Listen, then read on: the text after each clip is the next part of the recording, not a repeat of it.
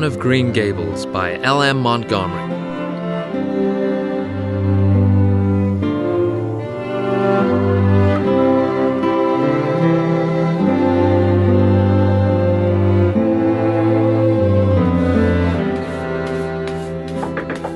Marilla, it's Rachel. Rachel Lynde. Good evening, Rachel. This is a real fine evening, isn't it?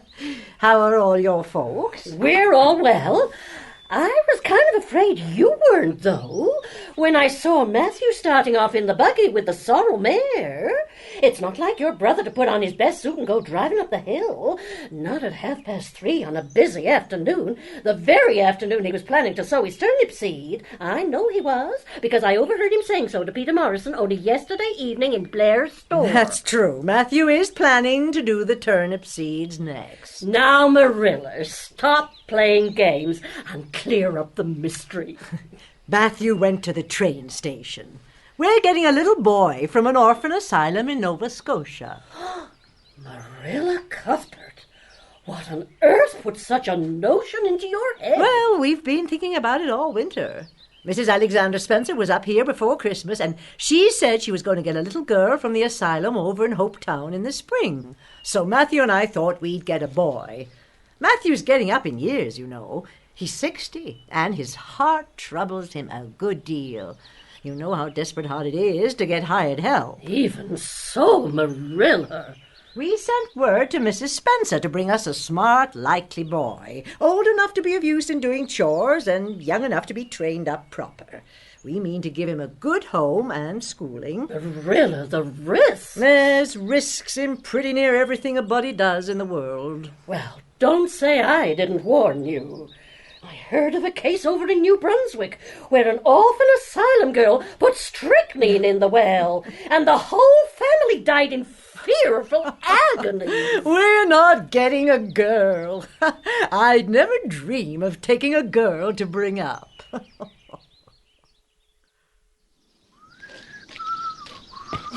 Excuse me, have I missed the 5:30? 5:30 train's been and gone. But there was a passenger dropped off for you, a little girl. I'm not expecting a girl. She's sitting out there on a log.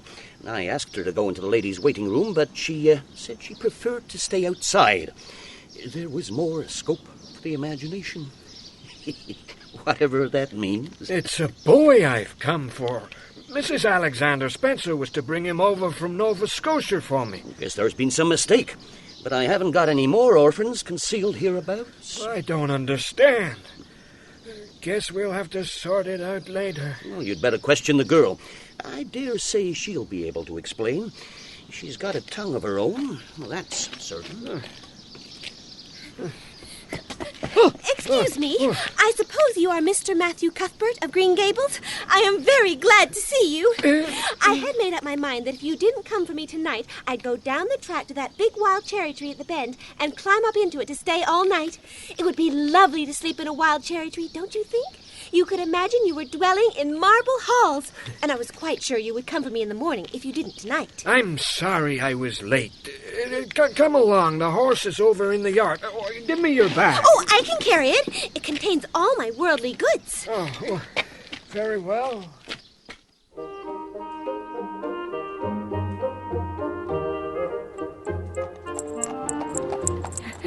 We've got to drive a long way, haven't we? Mrs. Spencer said it was 8 miles. I'm glad because I love driving. Oh, it seems so wonderful that I'm going to live with you and belong to you. I've never belonged to anybody, not really.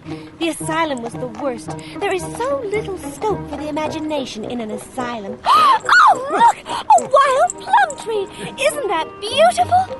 What did that tree, leaning out from the bank, all white and lacy, make you think of? Well, now, I don't know. Why, a bride, of course. A bride all in white with a lovely misty veil. I don't ever expect to be a bride myself. I'm so homely nobody will ever want to marry me, unless it might be a foreign missionary. I suppose a foreign missionary mightn't be very particular. Oh, there are more cherry trees all in bloom. I've always heard that Prince Edward Island was the prettiest place in the world. But have I I talking too much? People are always telling me I do. Would you rather I didn't talk? If you say so, I'll stop. I can stop when I make up my mind to it. People are always laughing at me because I use big words. But if you have big ideas, you have to use big words to express them, haven't you? Well, now, that seems reasonable. Mrs. Spencer said your place was named Green Gables, and there were trees all around it. I was gladder than ever. I just love trees. Is there a brook? Well, now, yes, there's one right below the house. Fancy! It's always been one of my dreams to live near a brook. And just now, I feel pretty perfectly happy. I can't feel exactly perfectly happy because, well, what color would you call this braid? It's red, ain't it? Yes, it's red. Now you see why I can't be perfectly happy. Nobody could who had red hair. I don't mind the other things so much, the freckles and the green eyes and my skinniness. I can imagine them away, but I cannot imagine that red hair away. I do my best. I think to myself, now my hair is a glorious black, black as the raven's wing. But all the time I know it is just plain red, and it breaks my heart. Mrs. Spencer says, oh, Mr. Cuthbert, oh, Mr. Cuthbert, oh, Mr. Cuthbert. We haven't very far to go now, only another mile. Mr. Cuthbert, that place we came through, that white place, what was it? Well, now, you must mean the avenue. It is a kind of a pretty place. Pretty? Oh, pretty doesn't seem the right word to use, nor beautiful either. I don't think they go far enough. Oh, it was wonderful, wonderful. But they shouldn't call that lovely place the Avenue. They should call it, let me see, the White Way of Delight. Listen, isn't it otherworldly? That's the frogs over in Barry's Pond. Oh, I don't like that name either. I shall call it, let me see, the Lake of Shining Waters. We're pretty near home now. That's Green Gables. Oh, don't tell me. Honey, yes. It's the house farthest back from the road. The white one with the blossoming trees. That's it, isn't it? Well, now, you've guessed it. But I reckon Mrs. Spencer described it so's as you could tell. Oh, no, she didn't. Really, she didn't. But just as soon as I saw it, I felt it was home. Do you know, I've been pinching myself all day. I was so afraid it was all a dream. But this time, it's real. And we're nearly home.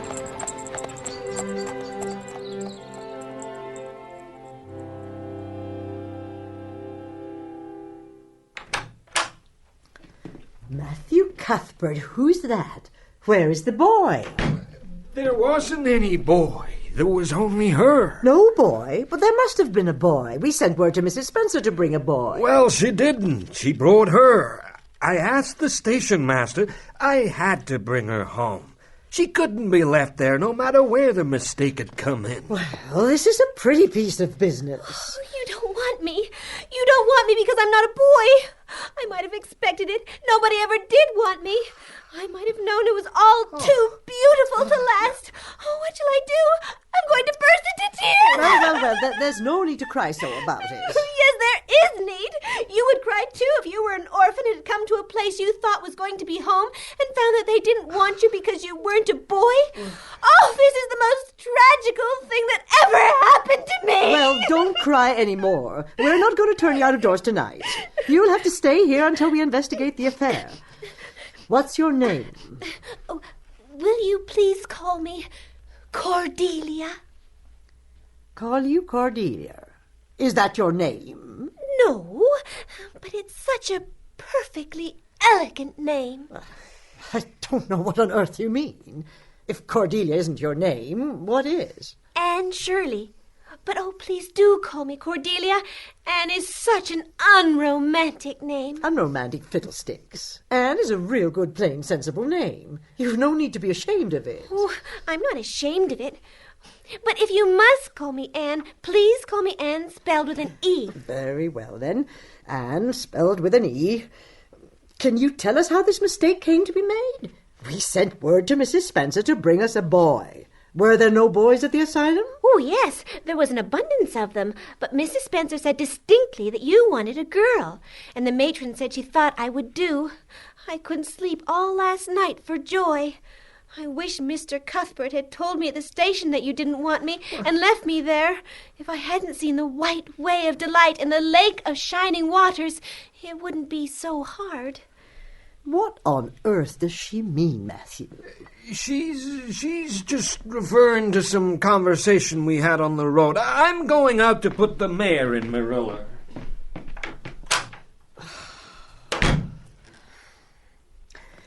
Did Mrs. Spencer bring anybody over besides you? She brought Lily Jones for herself. Lily is very beautiful. She has nut-brown hair. If I was very beautiful and had nut-brown hair instead of these horrid red braids, would you keep me? No. We want a boy to help Matthew on the farm. A girl is of no use to us. When Matthew comes back, we'll have something to eat. Well, this is a pretty kettle of fish, Matthew. The girl will have to be sent back. Yes, I suppose so. You suppose so? Don't you know it? Well, now, she's a real nice little thing, Marilla. It's kind of a pity to send her back when she's so set on staying here. Matthew Cuthbert, you don't mean to say you think we ought to keep her? What good would she be to us? Well, now, we might be some good to her. I believe that child has bewitched you. I can see as plainly that you want to keep her. Well, now, she's a real interesting little thing.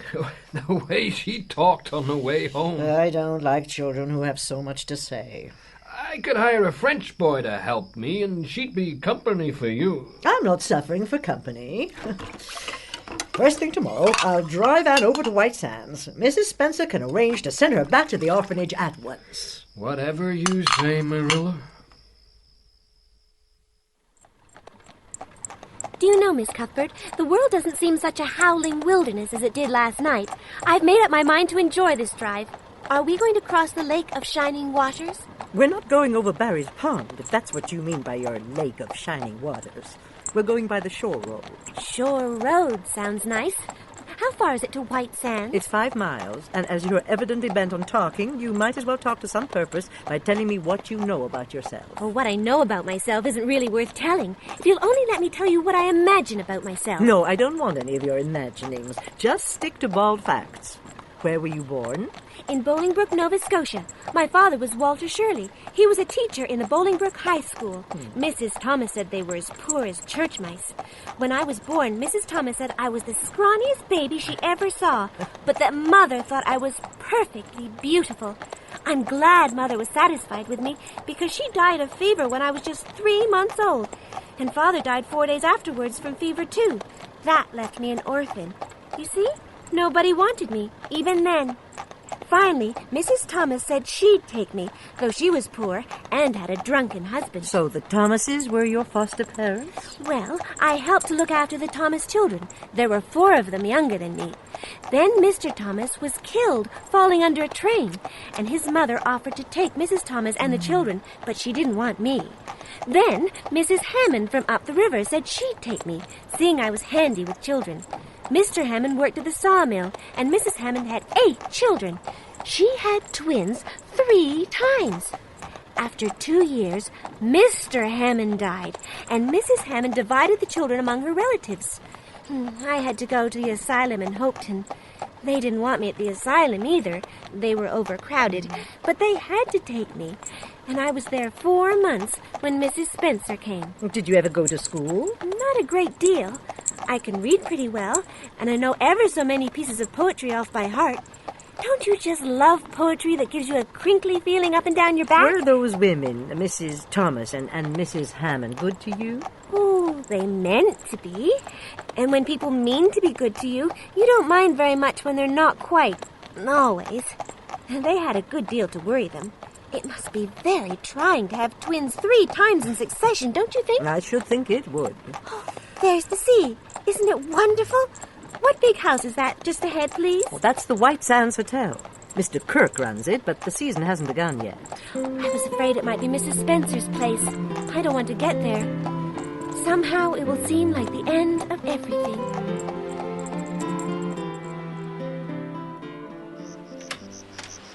Dear, dear Marilla Cuthbert. You're the last folks I was looking for today, but I'm real glad to see you. How are you, Anne? I'm as well as can be expected. Thank you. The fact is, Mrs. Spencer, there's been a queer mistake somewhere. We sent word, Matthew and I, for you to bring us a boy from the asylum. Marilla Cuthbert, I had definite word that you wanted a girl. Well, we didn't. We should have spoken to you ourselves. Now, can we send the child back? I suppose the asylum will take her. I suppose so. But that may not be necessary. I have Mrs. Blewett visiting me inside. Mrs. B has a large family, you know, and she was just saying how she wished she'd sent by for a little girl to help her. And now here's Anne on the doorstep. Take the armchair, Miss Cuthbert. Anne, you sit here on the ottoman and don't wriggle. Mrs. Blewett, Miss Cuthbert. Good afternoon. There's been a mistake about this little girl, Mrs. Blewett. It was a boy my brother and I wanted. So, if you're still of the same mind you were 5 minutes ago, Mrs. Blewett, I think this girl will be just the thing for you. Come over here, girl. What's your name? Anne Shirley. Huh. Not much to you, is there? Well, if I'm to take you, you better be good, smart, and respectful. I'll expect you to work hard. Do you know how to work hard? Yes, I Oh, can. don't mumble, girl. Stand up straight. I suppose I might as well take her off your hands, Miss Cuthbert. Mind you, it's obvious she needs training. Well, I don't know. I didn't say that Matthew and I had absolutely decided that we wouldn't keep her. But, Miss Cuthbert, you and your brother ordered a boy. I just came over to find out how the mistake had occurred. I think I'd better take her home again and speak with Matthew. If we decide not to keep her, we'll send her over to you tomorrow. If we don't, you may know that she is going to stay with us. Will that suit you, Mrs. Blewett? I suppose it'll have to. Is Anne in bed all right? Oh, she's up there now, giving names to the pillows and the washstand and the rug. All this toing and froing must have tired her out. Speak up then, Matthew Cuthbert. Give me one good reason why I should indulge this unaccountable whim of yours and let her stay. Well, now, I wouldn't give a dog I like to that Blewett woman. Well, I don't fancy Mrs. Blewett's style myself, but it's either that or keeping her ourselves. Well, now, would that be so terrible? She's got too much to say. Mind you, there's nothing rude or slangy in what she does say. It's likely her people were nice folks. I don't doubt it. Well, since you seem to want her, I suppose I'm willing. Well, now, I reckoned you'd come to see it in that light, Marilla. She's such an interesting little thing. Well, it'd be more to the point if you could say she was a useful little thing. And mind, you're not to go interfering with my methods. Perhaps an old maid doesn't know much about bringing up a child, but I guess she knows more than an old bachelor like you. There, Marilla, you can have your own way. Only be as kind to her as you can be without spoiling her. I think she's one of the sort you can do anything with, if you only get her to love you. Mind how you stack that crockery, Anne. Oh, please, Miss Cuthbert, won't you tell me if you're going to send me away or not? I've tried to be patient all the morning, but I really feel that I cannot bear not knowing any longer. Please tell me. You haven't scalded the dishcloth in clean hot water as I told you to. Now just go and do it, Anne. Yes.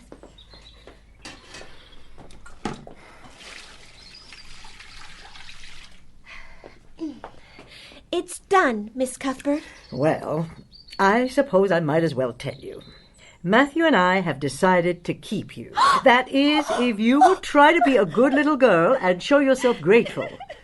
Why, child, whatever is the matter? I'm crying. I can't think why.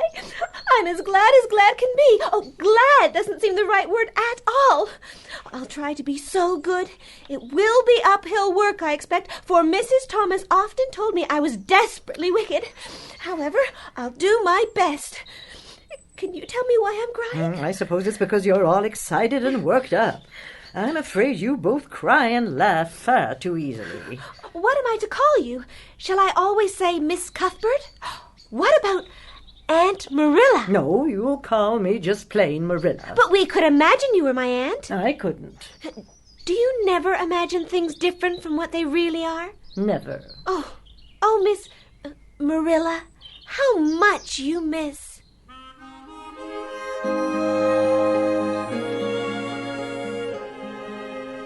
It's good to see you on your feet again, Rachel. You know me, Marilla. I'm not often sick. I know some folks make a regular hobby of it, but this grip I had, the doctor wouldn't allow me to put my foot out of doors. Mind you, in the last fortnight, I've been hearing some surprising things about you and Matthew. I don't suppose you're any more surprised than I am myself. It was too bad there was such a mix-up. Couldn't you have sent her back? We could, but we decided not to. Matthew took a fancy to her, and I must say I like her myself, although I admit she has her faults. Oh, the house seems a different place already. She's a real bright little thing. It's a great responsibility you've taken on. You don't know much about her or her real disposition. But I don't want to discourage you, I'm sure, Marilla. I'm not feeling discouraged. When I make up my mind to do a thing, it stays made up. I suppose you'd like to see Anne. Here she comes now. Marilla, I've discovered a new lane below the apple orchard. Oh, And this is our neighbor, Mrs. Lynde. Well, they didn't pick you for your looks, that's certain. She's terribly skinny and homely, Marilla. Come here, child, and let me have a look at you. Lawful heart, did anyone ever see such freckles? And hair as red as carrots.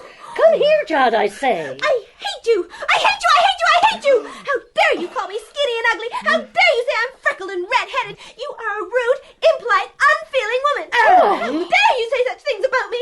How would you like to be told that you are fat and clumsy and probably haven't a spark of imagination in you? I don't care if I do hurt your feelings by saying so. You have hurt mine worse than they were ever hurt before, even by Mrs. Thomas's intoxicated husband, and I'll never forgive you for it. Never, never! Did anybody ever see such a temper? And go to your room and stay there until I come up.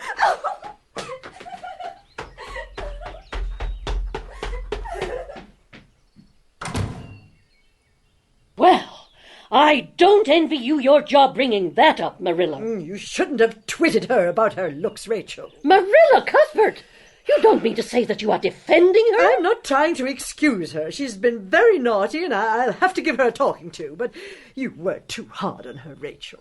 Well, I see that I'll have to be very careful what I say after this, Marilla, since the fine feelings of orphans, brought from goodness knows where, have to be considered before anyone else. Rachel! Oh, no, I'm not vexed. Don't worry yourself.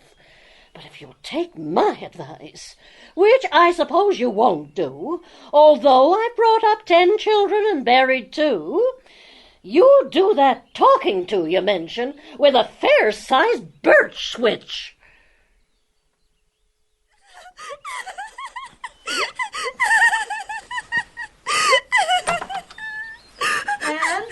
Anne, get off that bed this minute and listen to what I have to say to you.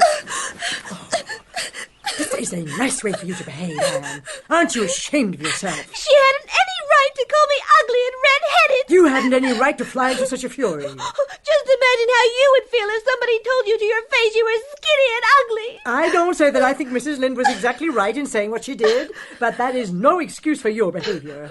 She was an elderly person and my visitor, all good reasons why you should have been respectful to her. You were rude and saucy, and you must apologize for your bad temper and ask her to forgive you. You can punish me any way you like, Marilla. You can shut me up in a dark, damp dungeon inhabited by snakes and toads and feed me only on bread and water, and I shall not complain. But I cannot ask Mrs. Lynde to forgive me. We're not in the habit of shutting people up in dark, damp dungeons, especially as they're rather scarce in Avonlea. But apologize to Mrs. Lynde you must and shall, and you'll stay here in your room until you're willing to do it. I shall have to stay here forever, then. I can't say I'm sorry when I'm not, can I? I can't even imagine I'm sorry. Perhaps your imagination will be in better working order by the morning.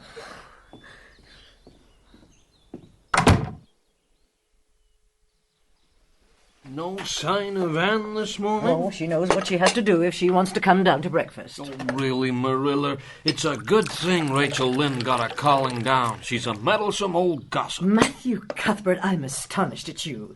I suppose you'll be saying next that she oughtn't to be punished at all. Well, no, I reckon she ought to be punished a little. But don't be too hard on her, Marilla. You're going to give her something to eat, aren't you? When did you ever hear of me starving people into good behavior? She'll have her meals regular, and I'll carry them up to her myself. But she'll stay up there until she's willing to apologize to Mrs. Lynde, and that's final, Matthew.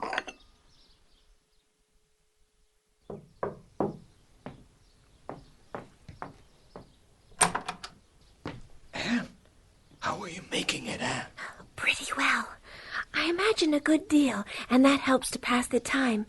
Of course, it's rather lonesome, but then I may as well get used to that.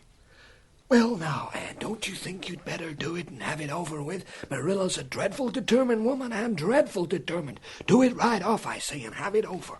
Do you mean apologize to Mrs. Lynde? Yes, apologize, that's the very word. Just smooth it over, so to speak. Well, I suppose I could do it to oblige you. That's right, Anne, but don't tell Marilla I said anything about it. I promised not to put my oar in.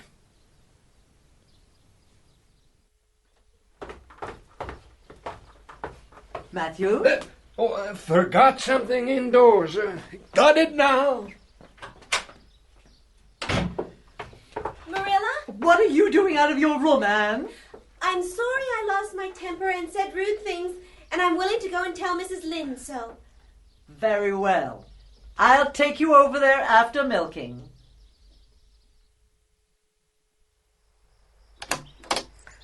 Good afternoon, Rachel. We're here because there's something Anne would like to say. In that case, you had better come in.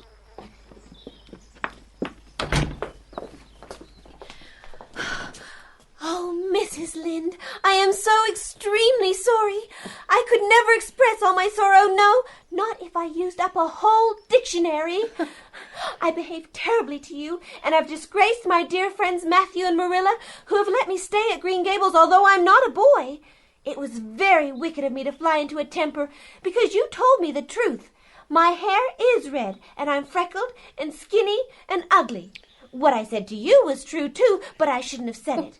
Oh, Mrs. Lynde, please, please forgive me. There, get up off your knees, child. Of course I forgive you. I guess I was a little too hard on you anyway, but I'm such an outspoken person. You mustn't mind me, that's what. It can't be denied that your hair is terrible red, but I knew a girl once, went to school with her, in fact, whose hair was every mite as red as yours, but when she grew up, it darkened to a real handsome auburn. Oh, Mrs. Lynde, I shall always feel that you are a benefactor. I could endure anything if I only thought my hair would be a handsome auburn when I grew up. Now may I go out and sit on that bench under the apple trees? There is so much more scope for the imagination out there. Lord, yes, run along, child. And you can pick a bouquet of them white June lilies if you like. She's a real odd little thing, Marilla. Can't disagree with you there, Rachel. Of course, she has a queer way of expressing herself. Too kind of forcible, you know. But she'll likely get over that, now that she's come to live among civilized folks. And there's one comfort. A child that has a quick temper, just blaze up and cool down, ain't never likely to be sly or deceitful. Anne certainly isn't sly. Give it time, Rachel. She may turn out all right after all.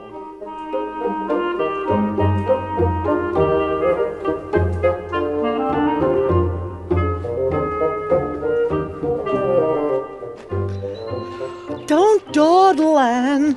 I told Mrs. Barry we'd be dropping by around 4. Oh, Marilla, now that I'm about to meet Diana Barry, I'm terrified. What if she doesn't like me? It would be the most tragical disappointment of my Now, life. don't get into a fluster. I guess Diana'll like you well enough. It's her mother you've got to reckon with. Mrs. Barry has very high standards. Be polite and don't make any of your startling speeches. Oh, for pity's sake, if the child isn't actually trembling. Oh, Marilla, you'd be trembling too if you were going to meet a little girl you hope to be your bosom friend and whose mother might like you. How do you do, Marilla? And this must be... Anne Shirley, the little girl I have adopted. Anne spelled with an E. How are you, Anne? I am well in body, although considerably agitated in spirit. Thank you, ma'am. There wasn't anything startling in that, was there, Marilla? Please, come in. Diana, this is Anne Shirley from Green Gables. You might take her out into the garden. Better for you than straining your eyes over that book. Very well, Mother.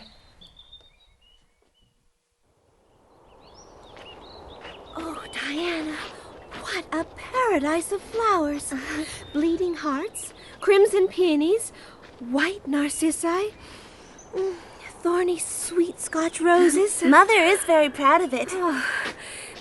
Diana, do you think you can like me a little? Enough to be my bosom friend? Why, I guess so. I'm awfully glad you've come to live at Green Gables. There isn't any other girl who lives nearby, and I've no sisters big enough. Will you swear to be my friend forever and ever?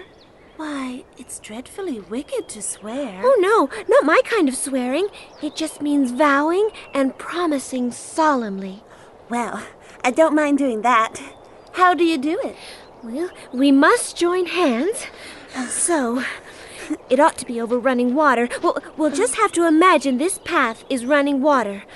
I'll repeat the oath first. I solemnly swear to be faithful to my bosom friend, Diana Barry, as long as the sun and moon shall endure. Now you say it, and put my name in. I solemnly swear to be faithful to my bosom friend, Anne Shirley, as long as the sun and moon shall endure. Why are you laughing? Because you're an odd girl, Anne. I heard Mrs. Lynde telling my mother that you were odd, but I believe I'm going to like you real well. Well, did you find Diana a kindred spirit? Oh, Marilla, I'm the happiest girl on Prince Edward Island. Diana and I are going to build a playhouse in Mr. Bell's birch grove tomorrow. Can I have those broken pieces of china that are out in the woodshed? Diana's birthday is in February, and mine is in March. Don't you think that's a very strange coincidence? I'm an inch taller than Diana, but she's ever so much fatter. She said she'd like to be thin because it's so much more graceful, but I'm afraid she's only saying it to soothe my feelings. Well, all I hope is that you won't talk Diana to death. But remember, Anne, you're not going to play all the time. There's school next week. I don't mind. I can endure anything, Marilla, with Diana at my side.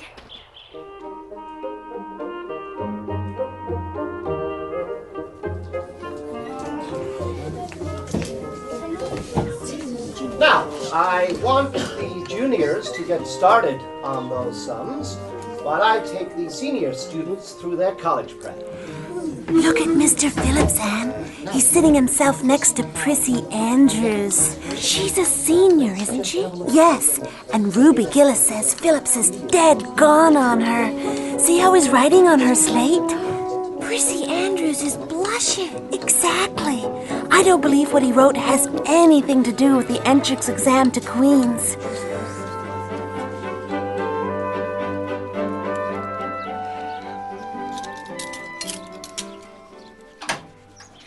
I think I'm going to like your school here, Marilla. Thank goodness for that. I hope you behaved well on your first day. I was exceptionally attentive. I don't think much of Mr. Phillips, though. He's all the time curling his mustache and making eyes at Prissy Andrews. And Shirley, you don't go to school to criticize the master. All that concerns me is that you were a good girl. Oh, indeed I was. I sit with Diana right by the window so we can look down to the Lake of Shining Waters. There are a lot of nice girls, and we had scrumptious fun playing at dinner time. Of course, I like Diana best and always will. I adore Diana. More to the point, Anne, what did you learn? We had reading and geography and Canadian history. Anyway, not one of the other girls has such an imagination as I have. I don't doubt it. Now, set that famous imagination of yours to the chores.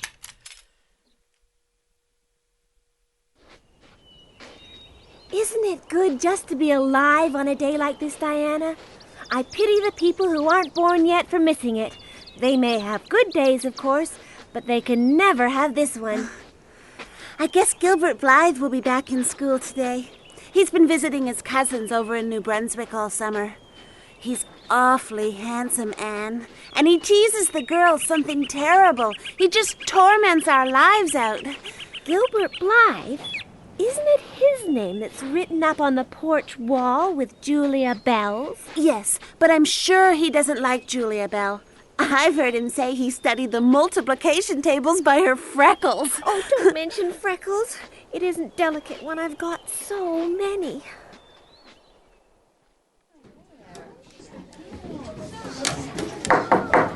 Settle down, settle down. I want you all to work at your sums to begin with while I take Prissy Andrews through her Latin. Now, Prissy. Anne, that's Gilbert Blythe sitting right across the aisle from you. I presume that it was Diana. Well, don't you think he's handsome? I think your Gilbert Blythe is handsome, but I wish he'd stop staring at me. He's always doing that. He can't resist teasing us. Stare right back at him, Anne. I intend to ignore him. That will teach him it isn't good manners to stare at a strange girl. Excuse me. Psst, you there. Carrot hair. Carrots. Carrots. You mean, hateful boy! How dare you! Anne Shirley, what does this mean? Hitting your classmate over the head with your slate? Explain yourself. It was my fault, Mr. Phillips. I teased her. I am sorry to see a pupil of mine displaying such a temper and such a vindictive spirit. Anne, go and stand on the platform in front of the blackboard. Sorry.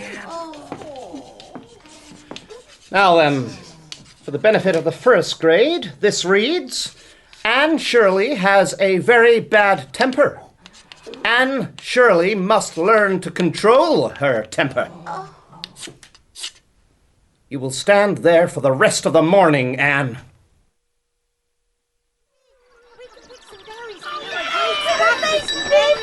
I shall expect to find every single one of you in your seats when I return from dinner. Any latecomers will be punished. Yes, sir. Anne, Wait a second. I'm awfully sorry I made fun of your hair, Anne. Honest, I am. Oh, don't be mad for keeps now. Anne, where are you running? Wait for me.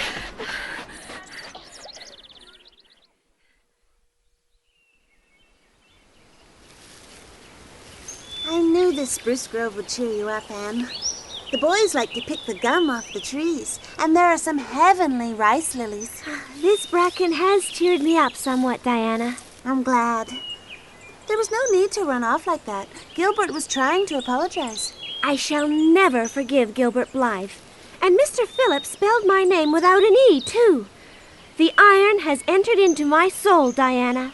You mustn't mind Gilbert making fun of your hair. He laughs at mine because it's so black. He's called me a crow 12 times, and I never heard him apologize for anything. There's a great deal of difference between being called a crow and being called carrots. Gilbert Blythe has hurt my feelings excruciatingly, Diana. Oh, we better hurry back now. The boys climbed down from the trees a while ago. They must have seen Mr. Phillips coming. Well, I just need a few more lilies for this wreath. You haven't time for that, Anne. You go on ahead. I can run like a deer when I have to.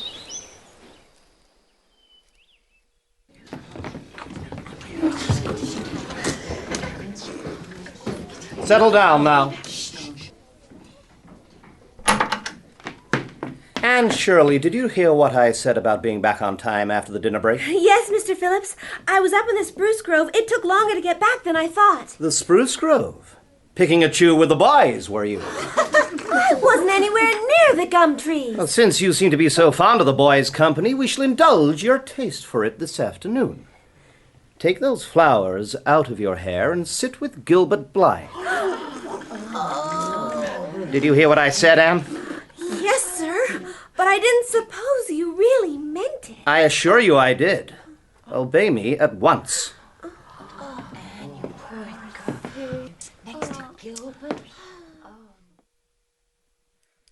Not go to school again, ever? Nonsense. It isn't nonsense at all. Don't you understand, Marilla?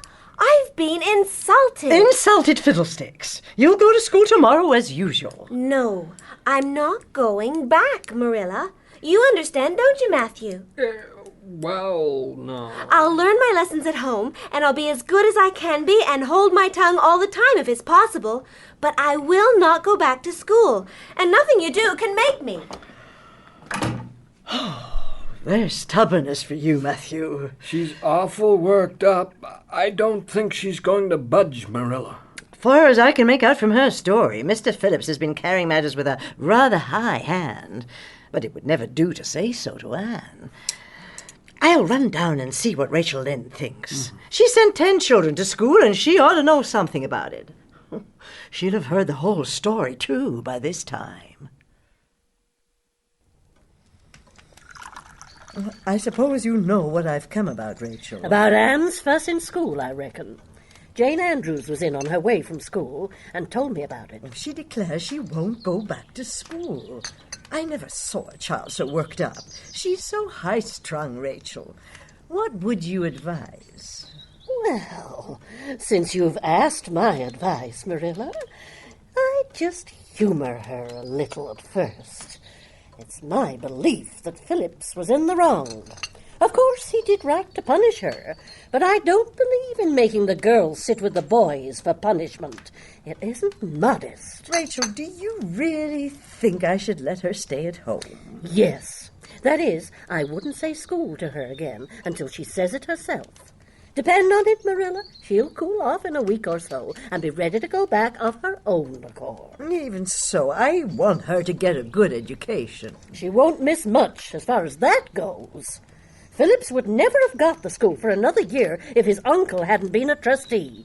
It's high time we were rid of him.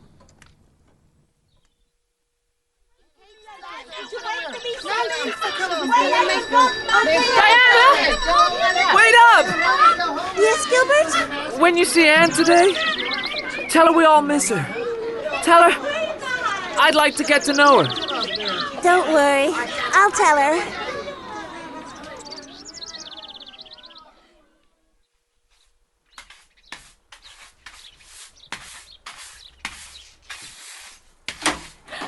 Oh, Marilla, look at these maple branches. Don't they give you a thrill? Several thrills. I'm going to decorate my room with Oh, them. mind you don't drop leaves all over the stairs, then. I'm going to a meeting of the Aid Society at Carmody this afternoon, Anne. You'll have to get Matthew his supper, and you can ask Diana over for tea. Oh, Marilla, how perfectly lovely. I can just imagine myself asking Diana if she takes sugar. I know she doesn't, but I shall ask her just as if I didn't know. Can I take her into the parlor to sing? No, the sitting room will do for you and your company. But there's a bottle half full of raspberry cordial that was left over from the church social. It's on the second shelf of the sitting room closet, and you and Diana can have it if you like. I'll go invite Diana right now. That way she can make a proper entrance this afternoon from the front door.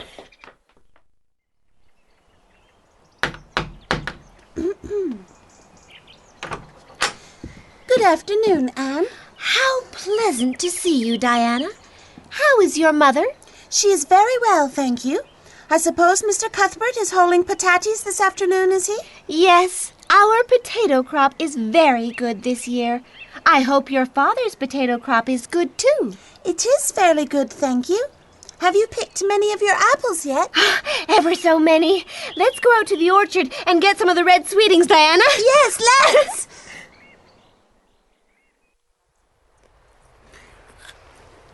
School isn't the same without you, Anne. I have to sit with Josie Pye. She squeaks her pencil all the time. It makes my blood run cold. Is Mr. Phillips still disagreeable?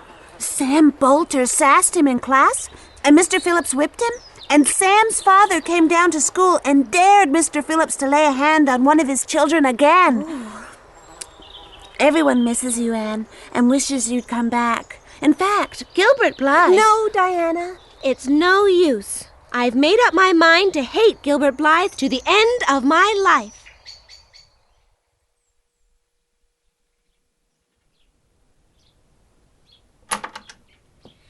I'm sorry I took so long. Marilla said the cordial was on the second shelf, but it was up at the top of the pantry, way in the back. The delay has enabled me to build up a better thirst. Oh, that's most gracious of you, Diana. Please help yourself. I don't believe I'll have any just now, after all those apples.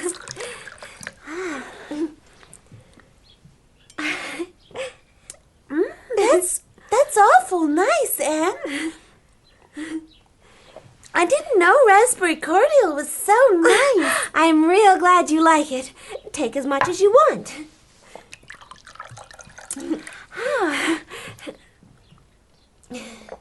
The nicest I ever drank. Ooh.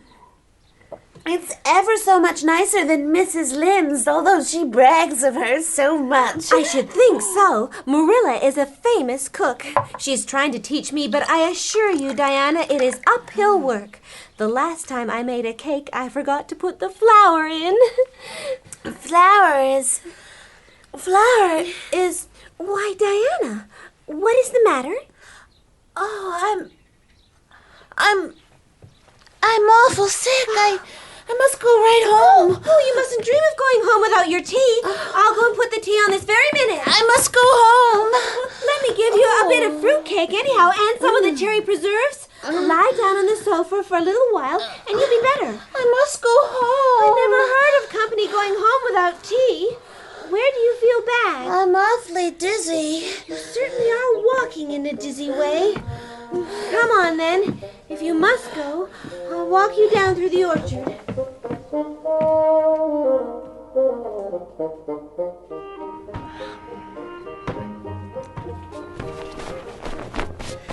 Matthew! Have you seen Anne out there? I sent her down to Rachel Lynde's for the raisins a full hour ago. She's coming up the path now, Marilla. Oh, whatever's gone wrong now, Anne? Oh, I do hope you haven't gone and been saucy to Mrs. Lynde again. Anne Shirley, when I ask you a question, I want to be answered. Tell me what you're crying about. Mrs. Lynde was up to see Mrs. Barry today, and Mrs. Barry was in an awful state. She says that I set Diana drunk Saturday and sent her home in a disgraceful condition, and she's never going to let Diana play with me again. Oh, Marilla, I'm just overcome with woe. Set Diana drunk? Anne, are you or Mrs. Barry crazy? What on earth did you give her? Not a thing but raspberry cordial. I never thought raspberry cordial would set people drunk, Marilla. Not even if they drank 3 big tumblerfuls as Diana did. Drunk fiddlesticks! Where is that bottle of raspberry cordial? I put it back on the shelf in the pantry.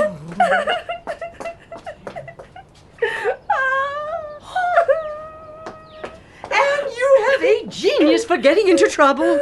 You went and gave Diana currant wine instead of raspberry cordial. Don't you know the difference yourself? I never tasted it. I thought it was the cordial.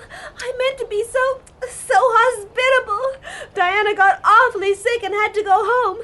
Mrs. Barry told Mrs. Lynde that she just laughed silly-like and went to sleep for hours. Her mother smelled her breath and knew she was drunk. She had a fearful headache all day yesterday, and Mrs. Barry believes I did it on purpose. Why, 3 of those big glasses would have made her sick even if it had only been cordial.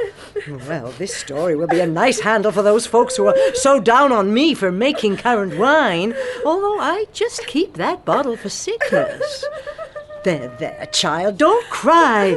I can't see as you were to blame. Oh, I must cry. Diana and I are parted forever. Oh, Marilla, I little dreamed of this when first we swore our vows of friendship. Oh, don't be foolish, Anne. Mrs. Barry will think better of it when she finds you're not really to blame. I'll go up there this evening and explain everything. Oh, bless you, Marilla. You are a saint. A veritable saint. Here, dry your tears and don't talk nonsense. Oh, Marilla, I know by your face that it's no use. Mrs. Barry won't forgive me. Mrs. Barry, indeed. Of all the unreasonable women I ever saw. I told her it was all a mistake, but she refused to believe me. So I told her plainly that currant wine wasn't meant to be drunk 3 tumblerfuls at a time, and that if a child I had to do with was so greedy, I'd sober her up with a right good spanking. Anne? Anne! Where are you going?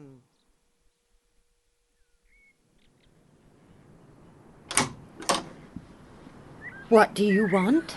Oh, Mrs. Barry, just imagine if you were a poor little orphan girl that kind people had adopted, and you had just one bosom friend in the world. Do you think you would intoxicate her on purpose? I was firmly convinced it was only raspberry cordial. Oh, please don't say you won't let Diana play with me anymore. If you do, you will cover my life with a dark cloud of woe. You are not a fit little girl for Diana to associate with. You'd better go home and behave yourself. Won't you let me see Diana just once to say farewell? Diana has gone over to Carmody with her father. It's time you were asleep, Anne. My last hope is gone, Marilla. Mrs. Barry has treated me very insultingly. All I can do now is pray. But I don't believe God himself could do very much with such an obstinate person as Mrs. Barry. Anne, you shouldn't say such things.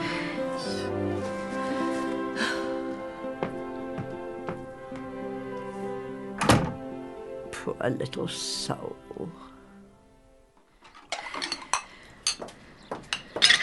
Marilla, I've decided to go back to school. Well, now it's about time. That's all there is left in life for me, now that my friend has been ruthlessly torn from me. In school, I can look at her and muse over days departed. You'd better muse over your lessons and sums. I hope we'll hear no more of breaking slates over people's heads. I'll try to be a model pupil. I feel so depressed, dullness will come easy to me now.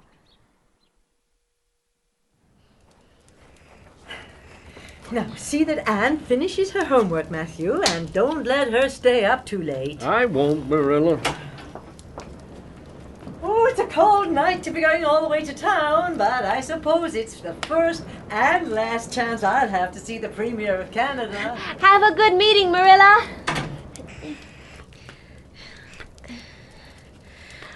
I wonder how Marilla will enjoy herself at the Premier's meeting. Mrs. Lynde says Canada is going to the dogs. What way do you vote, Matthew? Conservative. Then I'm conservative, too.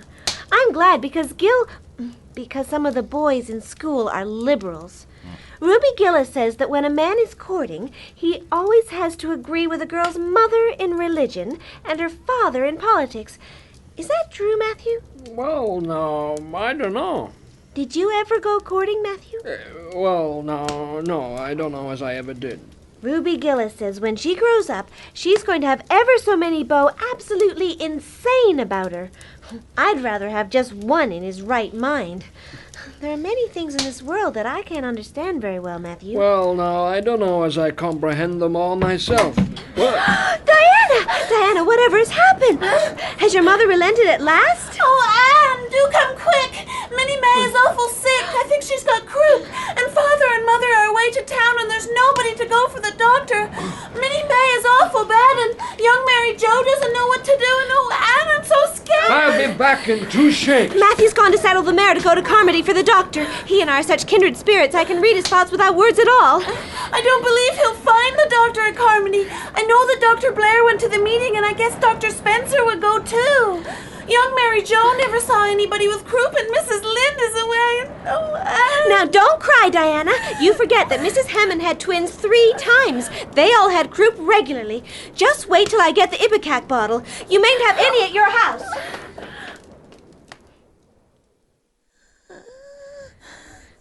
Minnie May has croup, all right. She's pretty bad, but I've seen worse. First, we must have lots of hot water. I declare, Diana, there isn't more than a cupful in the kettle.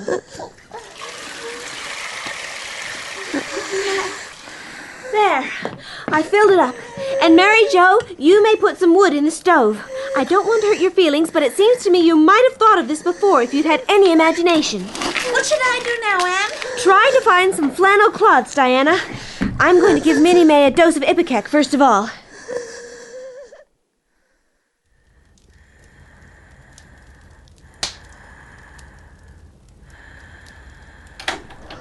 Oh, Matthew, thank goodness. I had to go all the way to Spencervale to get the doctor. She seems to be breathing normally. I was awfully near giving up. She got worse and worse. I actually thought she was going to choke to death. I gave her every drop of Ipecac in that bottle, and when the last dose went down, I said to myself, this is the last lingering hope, and I fear 'tis a vain one. But in about 3 minutes, she coughed up the phlegm and began to get better right away. You must imagine my relief, Doctor, because I can't express it in words. I understand. You've done well, young lady.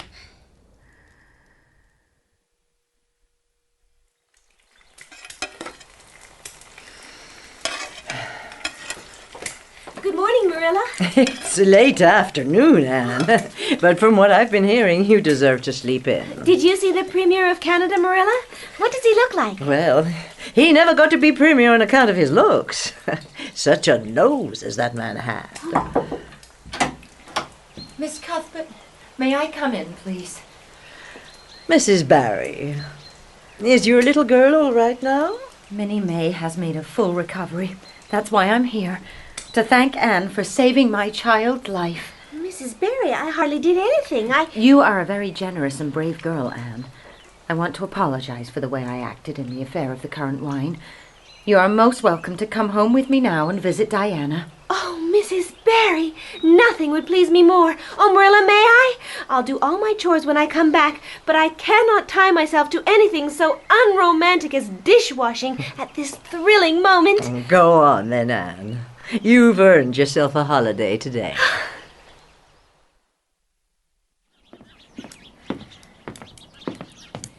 You see before you a perfectly happy person, Marilla. All the Barrys treated me like royalty. Mrs. Barry kept kissing me and saying she could never repay me. I felt fearfully embarrassed, but I just said as politely as I could, I assure you that I did not mean to intoxicate Diana, Mrs. Barry, and henceforth I shall cover the past with a mantle of oblivion. That was a pretty dignified way of speaking, wasn't it, Marilla? I dare say, Anne. I dare say.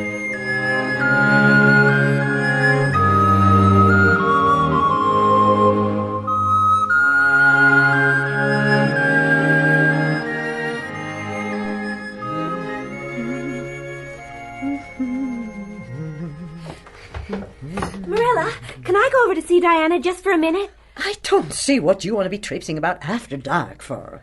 You and Diana walked home from school together, then stood down there in the snow for half an hour more, your tongue's going the whole blessed time clickety-clack. But she wants to see me. She has something very important to tell me. Now, how do you know she has? Because she just signaled me.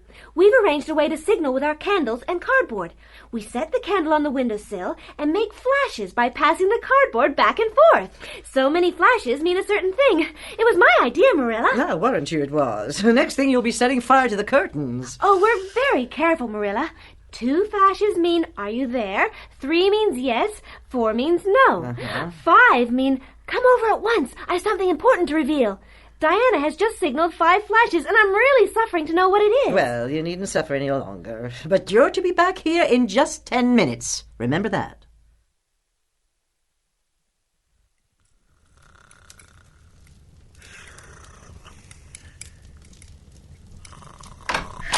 Oh, Marilla, what do you think? You know tomorrow is Diana's birthday. Well, her mother has invited me to go home with her from school and stay the night. And her cousins are coming over from Newbridge in a big sleigh to go to the debating club concert at the hall tomorrow night. And they're going to take Diana and me to the concert, assuming you'll let me go. Oh, please say yes. You can calm down because you're not going. You're better at home in your own bed. And as for that club concert, it's all nonsense. A little girl should not be allowed to go out into such places at all. I'm sure the debating club is a most respectable affair. I'm not saying it isn't, but I won't have you getting about to concerts and staying out all hours of the night. I'm surprised at Mrs. Barry letting Diana go. But Diana has only one birthday in a year, and Prissy Andrews is going to recite Curfew Must Not Ring tonight. That is such a good moral piece, Marilla. I'm sure it would do me a lot of good to hear it. And the choir are going to sing 4 lovely, pathetic songs that are pretty near as good as hymns. You heard what I said. Take off your boots now and go to bed. It's past 8. There's just one more thing, Marilla. Mrs. Barry told Diana that we might sleep in the spare room bed. Think of the honor of your little Anne being put in the spare room bed. It's an honor you'll have to get along without. Now go to bed and don't let me hear another word out of you.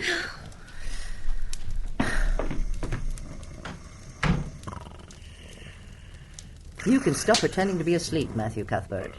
Well, now, Marilla, I think you ought to let Anne go. Who's bringing up this child, Matthew, you or me? Well, now, you. Well, don't interfere then. Well, now, it ain't interfering to have your own opinion. And my opinion is that you ought to let Anne go. You'd think I ought to let Anne go to the moon if she took the notion. I don't approve of this concert plan. She'll go there and catch cold like as not and have her head filled up with nonsense and excitement. It would unsettle her for a week. I understand that child's disposition better than you, Matthew. I think you ought to let Anne go, Marilla. You've heard my reasons. I still think you ought to let her go. Oh, very well. She can go, since nothing else will please you. Marilla, say those blessed words again. Anne Shirley, have you been listening behind that door after I sent you to bed? Oh, Marilla, my heart was just set on going. I never was at a concert in my life, and when the other girls talk about them in school, I feel so out of it. You didn't know how I felt, but you see, Matthew did. Matthew understands me, and it's so nice to be understood. Very well, young lady. If you catch pneumonia sleeping in a strange bed or coming out of that hot hall in the middle of the night, don't blame me. Blame Matthew. He hath brought many captives home to Rome, whose ransoms did the general coffers fill. Did this in Caesar seem ambitious? I had no When the idea before Mr. hath Phillips cried, was such an Caesar accomplished hath orator. He's directing Ambition every should be made word of over at sternness. Prissy Andrews. Yet Brutus says he was ambitious, and Brutus is an honorable man.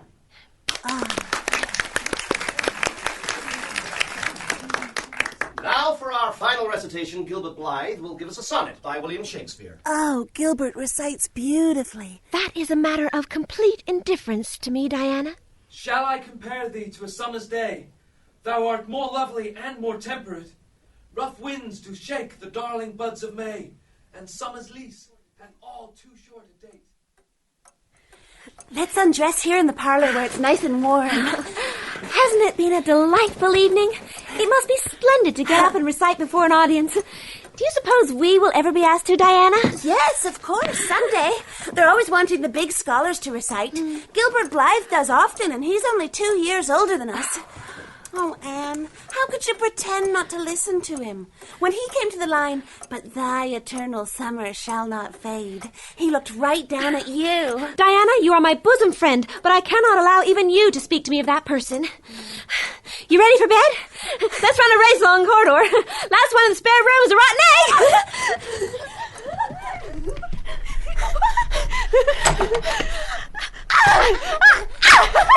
Oh, goodness! Who was it? What was in the bed? Aunt Josephine! Oh, Anne, it was Aunt Josephine! However did she come to be there? Oh, I know she will be furious. It's dreadful, it's really dreadful. But did you ever know anything so funny, Anne? Who is your Aunt Josephine? She's Father's sister. She lives in Charlottetown. She's awfully old, 70 anyhow, and I don't believe she was ever a girl. We were expecting her out for a visit, but not so soon. She's awfully prim and proper, and she'll scold dreadfully about this. Oh, well, we'd better bunk down with Minnie May, and you can't think how she kicks.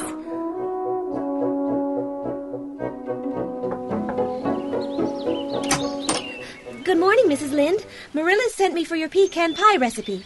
Come in, child.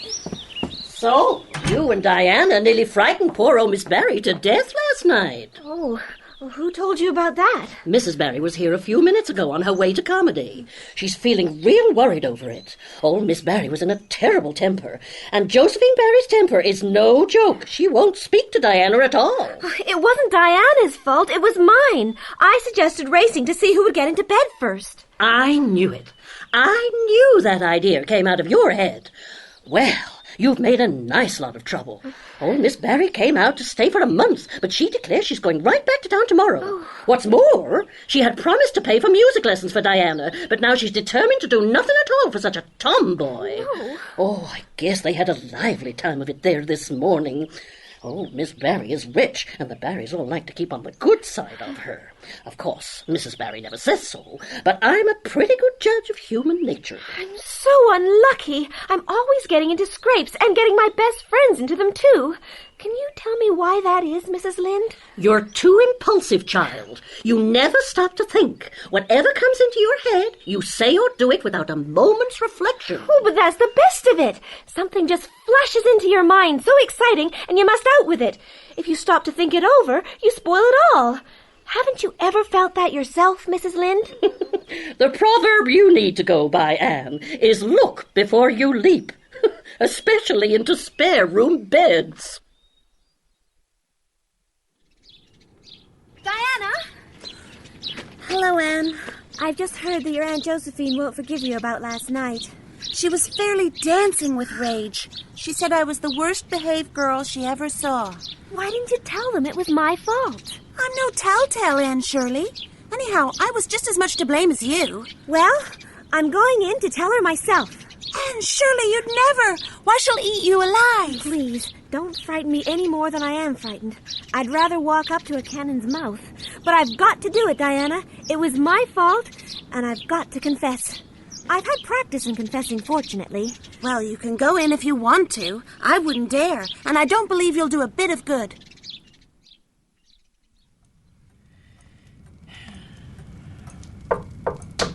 Come in.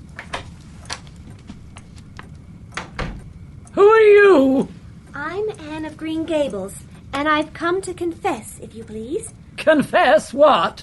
That it was all my fault about jumping on your bed last night. I suggested it.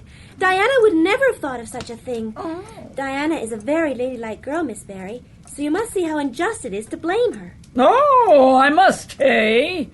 I rather think Diana did her share of the jumping. Such carryings on in a respectable house. But we were only in fun. I think you ought to forgive us, Miss Barry, now that we've apologized.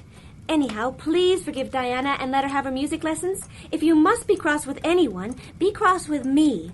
I've been so used since my early days to having people cross at me that I can endure it much better than Diana can. I don't think that's any excuse that you were only in fun. You don't know what it is to be awakened out of a sound sleep after a long and arduous journey by two great girls coming bounce down upon you. Oh, I don't know, but I can imagine. I'm sure it must have been very disturbing. But then there is our side of it, too. Have you any imagination, Miss Barry? If you have, just put yourself in our place. We didn't know there was anybody in that bed, and you nearly scared us to death. And then we couldn't sleep in the spare room after being promised. I suppose you are used to sleeping in spare rooms, but just imagine what you would feel like if you were a little orphan girl who had never had such an honor. I'm afraid my imagination is a little rusty. It's so long since I used it. I dare say your claim to sympathy is as strong as mine. It all depends on the way we look at it. Now, sit down here and tell me about yourself. I would like to, because you seem like an interesting lady. You might even be a kindred spirit, although you don't look like one. No? But it is my duty to go home. Miss Marilla Cuthbert is a very kind lady who is trying to bring me up properly. She is doing her best, but it is very discouraging work. You must not blame her because I jumped on the bed. But before I go, please tell me you will forgive Diana and stay just as long as you meant to in Avonlea. I think perhaps I will, if you will come over and talk to me occasionally.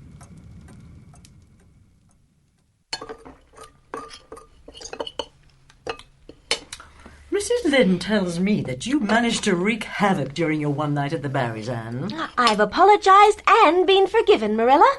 Diana said that Miss Barry has decided to stay for the sake of getting better acquainted with me. Better acquainted with you? Did you ever hear such stuff and nonsense, Matthew? It's true. Miss Barry says I amuse her, and at her time of life, an amusing person is a rarity. Well, now, there's something in that. Miss Barry is a kindred spirit after all. You don't find it right out at first, as in Matthew's case, but after a while you come to see that kindred spirits are not so scarce as I used to think.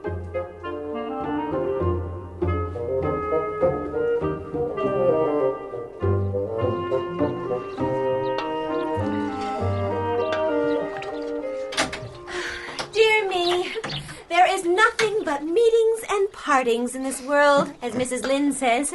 Wasn't it fortunate, Marilla, that I took an extra handkerchief to school today? I never thought you were so fond of Mr. Phillips that you'd require 2 handkerchiefs to dry your tears just because he's giving up teaching. Oh, it was heartrending. Mr. Phillips made such a beautiful speech beginning, "The time has come for us to part."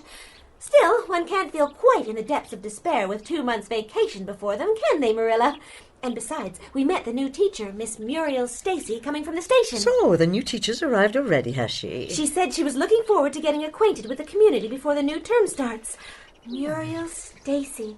Isn't that a romantic name?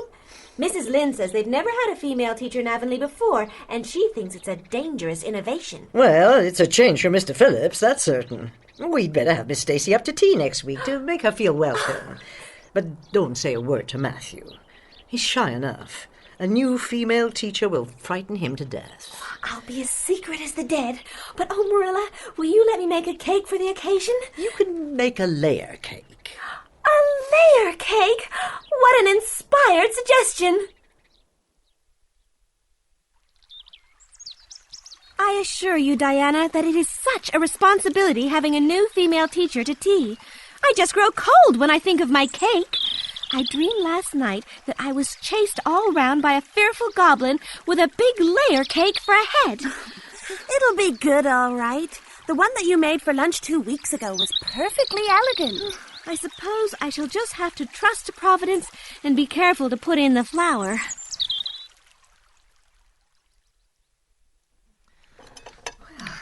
Miss Stacy, would you care for a slice of layer cake? Thank you, Miss Cuthbert. It's all so delicious, but I don't think I could manage another bite. Oh, you must try a little of this, Miss Stacy. I made it on purpose for you. In that case, I must sample it. Oh, thank you, Miss Stacy. Is anything the matter, Miss Stacy?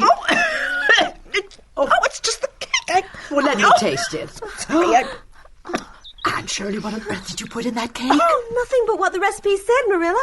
Oh, isn't it all right? All right, it's simply horrible. Oh, Miss Stacy, don't try to eat it. And taste it yourself. What flavoring did you use? Vanilla, only vanilla. Oh, Marilla, it must have been the baking powder. Baking powder, fiddlesticks. Go and bring me the bottle of vanilla you used. Well, now, there's plenty of other types of cake, Miss Stacy. Indeed, there is, Mr. Cuthbert. Here it is, Marilla. Best vanilla. Mercy on us, Anne, you flavored that cake with anodyne liniment. I broke the liniment bottle last week and poured what was left into an old empty vanilla bottle. Oh, it's partly my fault. I should have warned you, but for pity's sake, why couldn't you have smelled it? I couldn't. I had such a cold. I can't do anything right. Oh, let her go, Matthew. I'm sorry, Miss Stacy. She always means well, but she's so slapdash and headstrong. Not to worry, Miss Cuthbert. From what I've seen, Anne is a delightful and original girl.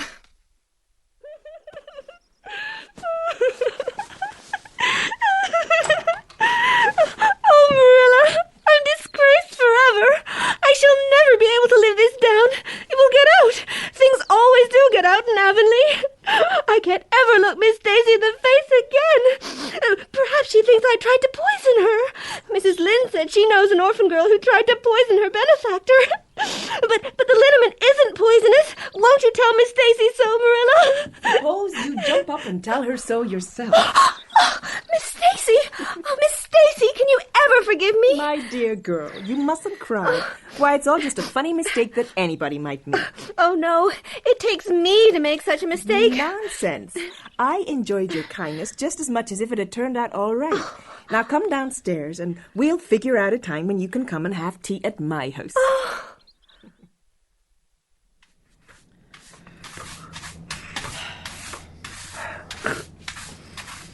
Did Anne get off to bed all right? Yes, finally. She was getting herself worked up about tea with Miss Stacy, and should she have a second helping of cake, and what would she do if she knocked over the milk jug? It's that imagination of hers. I sometimes think it's all too much for me, Matthew. Is your headache still bad? The pain is gone, but I do feel tuckered out sometimes. Well, we're neither of us spring chickens, Marilla. Stands to reason we feel tuckered out, what with the farm and a growing girl to support. Will she ever calm down, Matthew? That's what I'd like to know.